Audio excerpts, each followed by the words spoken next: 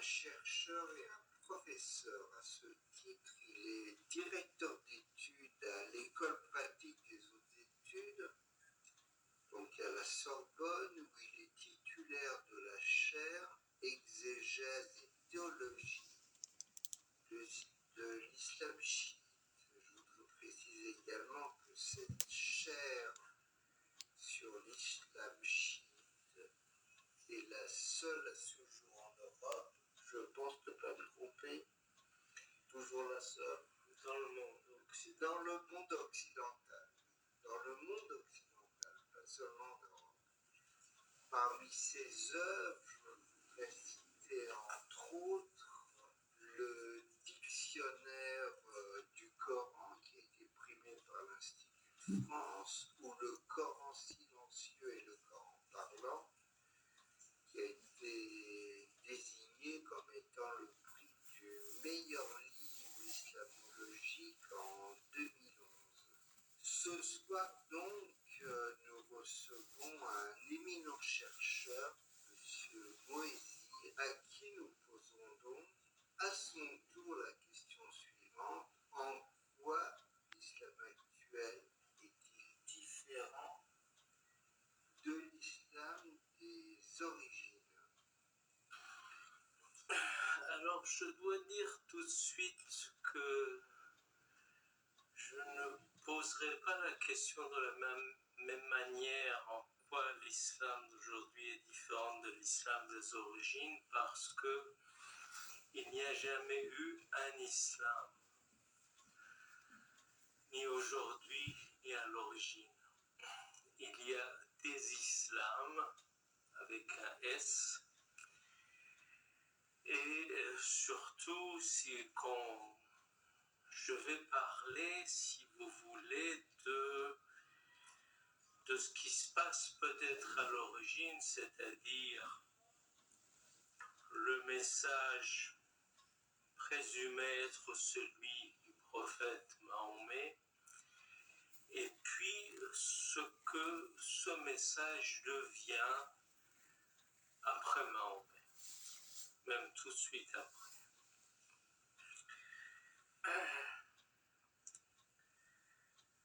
Alors pour cela, je vais commencer le problème avec le caractère problématique du Coran.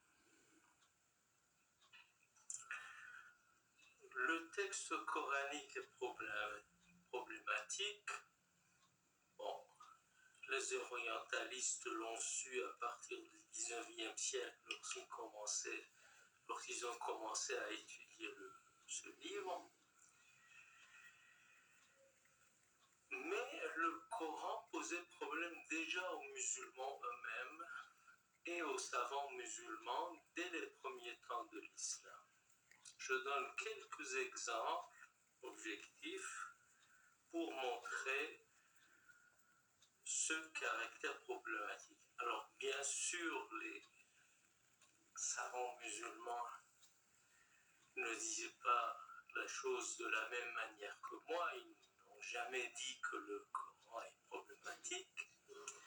Mais il y a un certain nombre de questions qui se sont posées et qui montrent que le Coran était problématique pour eux. D'abord, pendant plusieurs siècles, plusieurs Corans circulaient sur les terres d'islam, au moins 4, selon les sources islamiques elles-mêmes. Alors, bien sûr, après cela, vous disiez que le 4e siècle a été absolument décisif pour le christianisme. Je dirais la même chose pour l'islam aussi. C'est à partir du 4e siècle de l'Hégire, c'est-à-dire 10e de l'ère chrétienne, que tous les musulmans vont accepter le Coran que l'on connaît, qui va devenir donc le Coran unique. Mais avant cela, pendant 3 siècles et demi, il y avait des débats il y avait même des conflits, parfois sanglants, entre autres au sujet du Coran.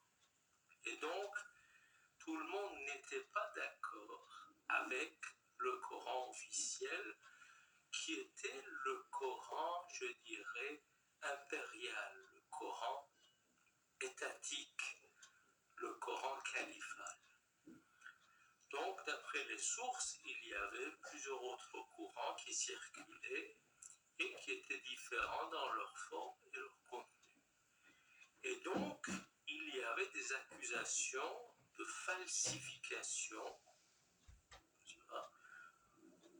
contre le Coran officiel, ce qui montre qu'il y avait problème. D'autres choses, c'est que c'est la structure du Coran même. Ceux qui ont lu ou qui ont feuilleté le Coran savent que c'est un livre complètement fragmentaire, déstructuré. C'est-à-dire qu'il n'y a pas une trame narrative logique et qui est complètement déroutant. Prenez une part importante du Coran est consacrée aux histoires des prophètes. Bon, je vais y revenir. L'histoire de Moïse. Vous avez le début de l'histoire à la fin du Coran, le milieu au début, le début au milieu. Donc on a l'impression, et c'est la même chose pour Adam, pour Jésus, pour Abraham, etc. On a l'impression que quelqu'un a coupé en morceaux une histoire et puis a dispersé les morceaux dans différents endroits du corpus coranique. Et on se demande pourquoi. Et donc, effectivement, bon, la question a été posée par les orientalistes, mais également au début de l'islam, nous avons des séances de controverse entre savants musulmans et les savants appartenant à d'autres religions, les chrétiens, les juifs, les manichéens, les bouddhistes, etc. Et donc, une question qui revient très souvent dans la bouche, justement, des autres, n'est-ce pas, des non-musulmans, c'est que pourquoi votre livre il est comme ça? Et donc, les musulmans ont essayé de répondre à cette question et ils ont mis sur pied un genre littéraire qui s'appelle la composition du Coran, où ils ont essayé d'expliquer, c'est-à-dire de justifier ces structures. Et là, quand on regarde les différents livres appartenant à ce genre littéraire, nous voyons que chaque savant musulman a essayé de répondre, mais de manière différente. On n'a pas une solution. Ça veut dire quoi? Ça veut dire que ces savants ne savaient pas pourquoi le Coran est comme ça.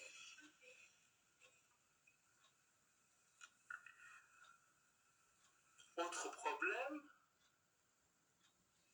la question s'est posée très vite, ce sont les circonstances de la révélation. Ça fait partie, c'est une science coranique. Les circonstances de la révélation, asbab al-nuzul en arabe, c'est-à-dire que les historiens ont essayé de voir derrière les versets les circonstances historiques,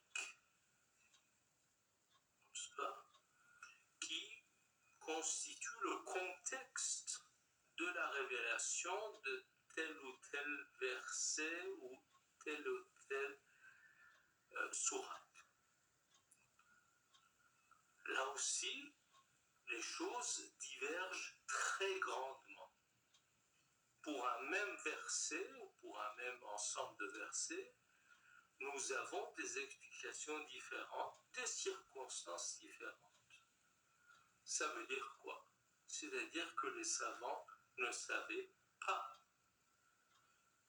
quelles ont été les circonstances exactes de la révélation de tel ou tel passage du Coran. Enfin, la chronologie du Coran. La chronologie du Coran, c'est-à-dire l'ordre dans lequel les versets ont été révélés selon la tradition. Donc la tradition a voulu qu'on parle des sourates mécoises, c'est-à-dire révélées à la Mecque, et des sourates médinoises, c'est-à-dire des sourates révélées à Médine. Bon, on a fait en gros cette distinction-là, mais à l'intérieur des sourates médinoises, il y a des versets mécois. À l'intérieur des sourates mécoises, il y a des versets médinois. Donc on se demande pourquoi. Qu'est-ce qu'ils ont donc de médinois et de mécois, puisque tout est mélangé. Et ensuite, l'ordre des sourates, les musulmans savent que l'ordre que l'on a dans le Coran actuel n'est pas l'ordre chronologique. On a établi un ordre très particulier, c'est-à-dire les sourates, les chapitres les plus longs au début, et puis plus on avance, les sourates deviennent courtes. Pourquoi? Quelle est la logique de ça? Et donc nous avons en islam classique des savants qui ont essayé d'établir l'ordre chronologique des sourates du Coran. Trois grands savants, Ibn al-Nadim au Xe siècle, Zarkashi au XIVe de l'ère chrétienne et Suyuti au XVe siècle, ces grands savants, des experts en sciences coraniques, ont essayé, Xe, XIVe, XVe siècle, d'établir l'ordre chronologique des sourates, c'est-à-dire l'ordre des sourates, et nous avons trois listes différentes, complètement. Donc, encore une fois, conclusion, c'est-à-dire que les musulmans ne connaissaient pas l'ordre chronologique des sourates, de la révélation. Donc, ce sont ce genre d'éléments, et bon, je peux multiplier encore des exemples, encore 4 ou 5 exemples extrêmement frappants, qui montrent que le Coran était déjà problématique, c'est-à-dire posait le problème aux musulmans eux-mêmes avant de poser des problèmes aux orientalistes à partir du XIXe siècle.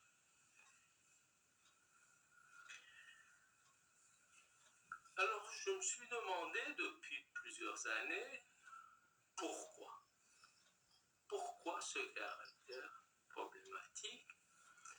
D'autant plus que les orientalistes ont posé également deux problèmes, c'est-à-dire que d'abord, cette structure fragmentaire, complètement déstructurée du Coran a posé problème.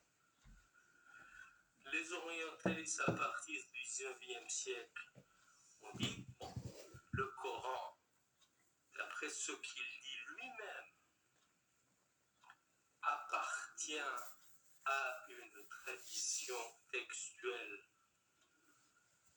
c'est-à-dire l'Ancien Testament et le Nouveau Testament, le Coran ne cesse de répéter ça.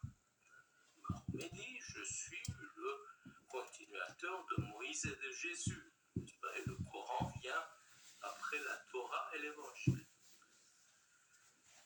Et donc, les orientalistes ont dit, mais pourquoi, quand vous regardez l'Ancien Testament ou le Nouveau Testament, les choses sont logiques. Vous racontez une histoire, ce sont des livres de contes en même temps. Hein, ce sont des histoires. Et donc, il y a un début, un milieu et une fin. Pourquoi ce n'est pas comme ça dans le Coran? De ce point de vue-là, le Coran constitue une anomalie dans cette tradition textuelle. Deuxième anomalie, pourquoi le Coran ne parle pas de Mahomet et de ses contemporains, contrairement à ce qui se passe dans l'Ancien et dans le Nouveau Testament? Dans l'Ancien Testament, l'histoire d'Abraham, il y a sa femme, ses enfants, ses amis, ses ennemis, etc. Moïse, même chose. N'est-ce pas? Ses adeptes, son frère, ses adversaires. Jésus, même chose. Les contemporains sont extrêmement importants. Et il n'en est rien en ce qui concerne Mahomet. Dans le Coran, Abraham, Moïse, Noé, Job sont mentionnés des centaines de fois. Des centaines. Mahomet, en tout et pour tout, 4 fois. Et puis, aucun contemporain. Aucune mention de sa famille, de ses amis, de ses disciples, de ses ennemis. Bon. Donc, la question a été posée par les orientalistes. Pourquoi c'est comme ça? Donc là aussi, deuxième anomalie majeure par rapport à la tradition textuelle à laquelle appartient le Coran. Alors,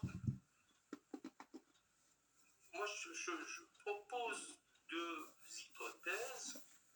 Ce sont des hypothèses parce que, si vous voulez, les débuts de l'islam constituent une période extrêmement énigmatique. Et on va voir pourquoi. Parce que non seulement c'est le Coran qui est problématique, mais même les livres islamiques, les sources islamiques qui ont écrit sur les débuts de l'islam sont problématiques. Donc c'est très difficile de connaître véritablement ce qui s'est passé autour de Mahomet et autour de sa mission. Alors il y a 2 éléments de points qui me semblent prometteurs si on les considère comme des hypothèses. D'abord, l'islam est né et s'est développé dans la violence. Et cette violence a presque toujours pris la forme de guerre civile. Toujours. Quelques évidences, ceux qui connaissent un peu l'histoire de l'islam, mais je vais dire rapidement quelques évidences. Les dernières années de la vie de Mahomet sont passées à faire des guerres, ce qu'on appelle les batailles du prophète. Ces batailles était dirigé contre sa propre tribu, Quraysh, tribu mecquoise, et à l'intérieur de ces tribus, tout le monde est parent de tout le monde. C'est-à-dire les guerres, les batailles du prophète étaient dirigées contre ses oncles, ses cousins, ses neveux, etc., etc. Donc, guerre civile. Le prophète meurt, selon certaines traditions, empoisonné, donc peut-être de mort violente.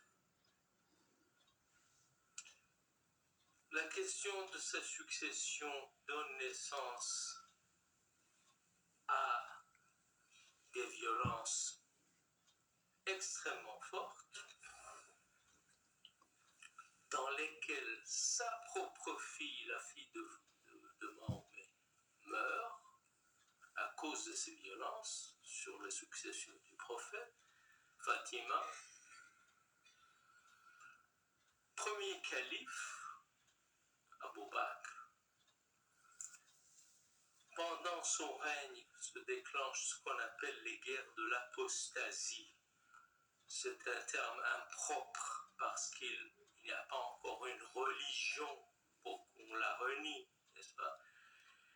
On oublie souvent qu'une religion, pour être acceptée pour tout le monde, pour être institutionnalisée, met plusieurs siècles, n'est-ce pas? Donc 2 ans après la mort du prophète, il n'y a pas d'islam. Donc il n'y a pas d'apostasie. Mais simplement, beaucoup de ces adeptes, comme cela se passait depuis toujours en Arabie, après la mort d'un homme charismatique, voulaient retourner simplement à leur croyance ancestrale. Et donc, le premier calife veut les en empêcher, ce qui aboutit à des guerres absolument abominables entre Arabes et je ne dirais pas musulmans parce qu'il n'y a pas encore de normes, et mahométans, c'est-à-dire les adeptes de Mahomet, donc des guerres civiles. Deuxième calife, Omar, l'artisan des grandes conquêtes, donc des guerres, qui ont été beaucoup moins violentes que les guerres entre musulmans eux-mêmes. Bon, mais quand même des guerres de conquête. Omar meurt assassiné par un esclave, selon la tradition persan, donc mort violente. Troisième calife, Osman, dont le règne est marqué par ce qu'on appelle la première grande guerre civile musulmane, mais en fait il s'agit de la deuxième parce que la première a été déclenchée à la mort du prophète pour la succession. Première grande guerre civile, deuxième dans laquelle est tué le troisième calife. Quatrième calife Ali, 5 ans de règne, 3 guerres civiles absolument abominables entre ce cousin et ce gendre de prophète et les autres compagnons du prophète, y compris ses épouses. Donc, et Ali meurt finalement assassiné par un de ses partisans qui était devenu un ennemi. Donc, pratiquement tous les grands personnages historiques de l'islam récent sont morts de mort violente. Ali meurt, première dynastie de l'islam, les Omeyyades, ennemis acharnés des partisans de Ali et de la famille du prophète. Commence le cycle infernal des répressions féroces et des révoltes armées. Des révoltes armées qui déclenche d'autres répressions féroces pendant presque un siècle, la dynastie omeyyade, qui tombe par une révolution abbasside, deuxième dynastie de l'islam, révolution absolument sanglante. Et puis, pendant 2 siècles et demi, vont reprendre les cycles de révolte armée et de répression féroce, et nous sommes au début du IVe siècle. Donc, l'islam naît dans la violence civile, dans la guerre fratricide. Et ces textes scripturaires, c'est-à-dire le Coran, mais aussi le hadith, c'est-à-dire les propos attribués au prophète,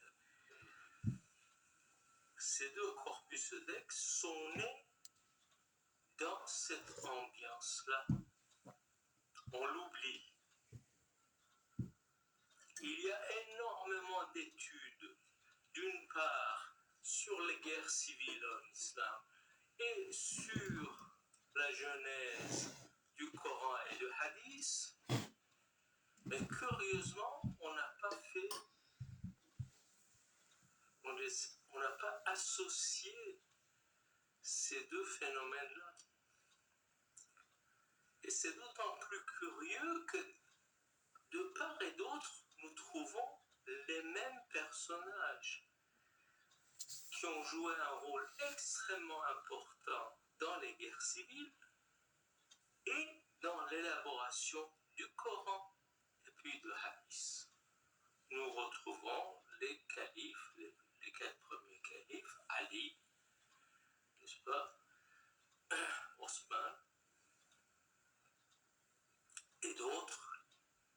Je vais vous épargner leurs noms, mais surtout des gouverneurs extrêmement importants de l'époque omeyyade, des gouverneurs d'Irak, etc., etc. Donc, on ne peut pas imaginer que les gens s'étripaient le long de la journée et puis le soir venaient rentrer chez eux sur le bureau, ils essayaient d'élaborer le Coran et le hadith. Donc, ces 2 corpus, ces sources saintes de l'islam sont nées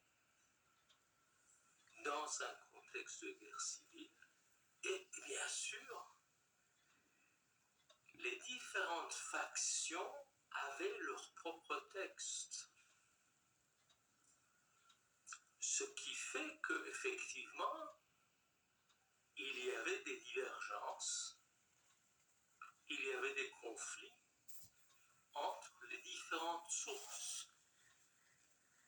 Le Coran officiel, qui est appelé le Coran d'Osman, c'est-à-dire le 3e calife, était un des Corans, mais les partisans de Ali avaient leur propre Coran. Les partisans d'autres compagnons du prophète avaient leur propre recension coranique, etc. Et ces recensions étaient différentes les unes des autres.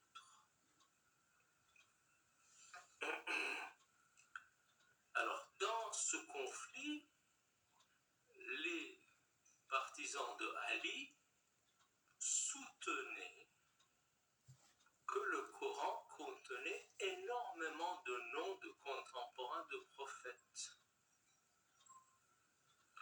Mais, donc, il y avait dans le Coran originel, que nous n'avons plus, il y avait les noms de la famille du prophète, de ses amis, de ses ennemis. Mais ces ennemis étaient maintenant au pouvoir. Et donc, la première chose qu'ils ont fait, c'est de retirer les noms du Coran. Ce qui fait que dans le Coran, il n'y a pas de nom de contemporain, et d'une part, vous ne pouvez pas retirer simplement les noms. Ça déstructure complètement le Coran. Donc, ce qui est donné également au Coran, cette structure un peu fragmentaire. Donc, je pense que c'est une notion extrêmement importante qu'il faut avoir à l'esprit. Les violences civiles des débuts de l'islam, qui ont duré quand même 3 siècles et demi. Je pense, bon, la naissance de toute religion est difficile et accompagnée de violence, mais ce qui est propre à l'islam, c'est d'abord le fait qu'il s'agit de guerre civile entre musulmans eux-mêmes, et d'autre part leur longévité. C'est-à-dire ces guerres civiles ont duré plusieurs siècles. Et donc, l'islam et ses textes sont nés dans cette ambiance de guerre civile. Nous avons une référence à 3 idoles pré-islamiques de l'Arabie et des milliers de références à des épisodes bibliques. Par ailleurs, les mots importants sur le plan religieux ne sont pas arabes. Le mot Coran n'est pas arabe. C'est un mot syriaque. Ça vient de Kédian, c'est-à-dire livre de prière, livre de récitation religieuse. Le mot